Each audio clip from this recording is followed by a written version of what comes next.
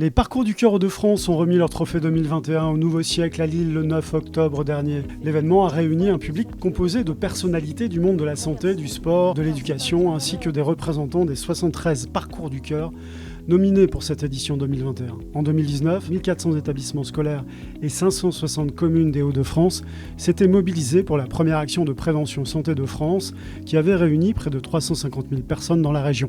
Mais au-delà des chiffres, les Parcours du Cœur, ce sont aussi des valeurs. On a des valeurs de solidarité, on a des valeurs de convivialité. Donc au-delà du projet médical prévention santé, on est dans un projet sociétal, on est dans un projet de faire ensemble, on est dans un projet collectif et je trouve que ça colle parfaitement à l'état d'esprit qui règne dans les Hauts-de-France et c'est ce qu'on retrouve d'ailleurs sur le terrain dans les différents Parcours du Cœur, on retrouve cet esprit de solidarité collectif. De nombreux intervenants ont souligné l'intérêt de cette mobilisation collective, particulièrement en direction des enfants, particulièrement concernés par la progression de la sédentarité.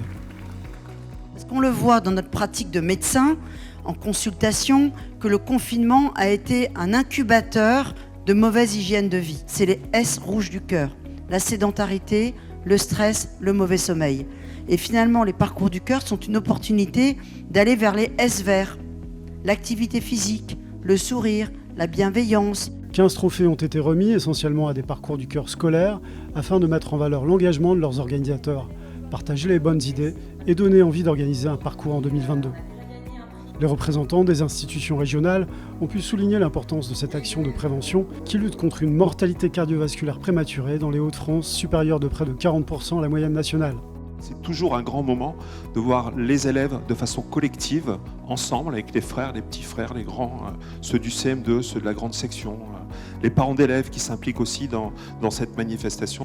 Et c'est un événement qui vraiment s'inscrit dans l'année scolaire des enfants avec maintenant 36 classes, 36 écoles qui participent à cette initiative. Je trouve que ces manifestations comme celles que vous proposez, avec la force que vous déployez et puis les relations que vous posez entre les différents intervenants de l'éducation nationale, des collectivités territoriales, des associations de médecins, de pharmaciens, etc., prend vraiment sens dans cette situation particulière que nous avons vécue. Ces trophées ont fédéré plus de 350 000 personnes dans les Hauts-de-France. Cette dynamique n'a pas été freinée par la crise de la Covid, bien au contraire.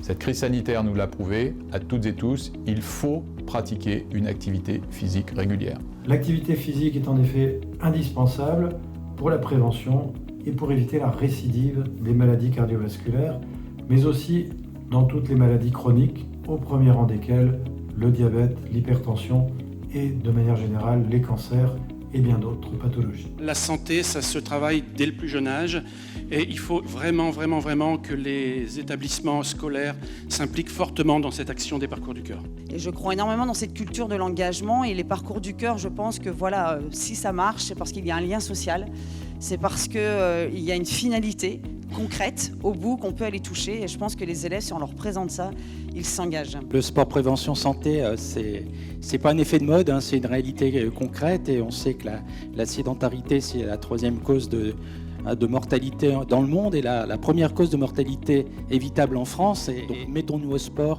et le sport enjeu de santé publique. Les lauréats ont également témoigné leur enthousiasme vis-à-vis de l'organisation d'un Parcours du Cœur, véritable action collective et collaborative qui valorise le faire ensemble. L'action est tout particulièrement appréciée par les enfants. C'était la première fois qu'à l'école maternelle on organisait les Parcours du Cœur.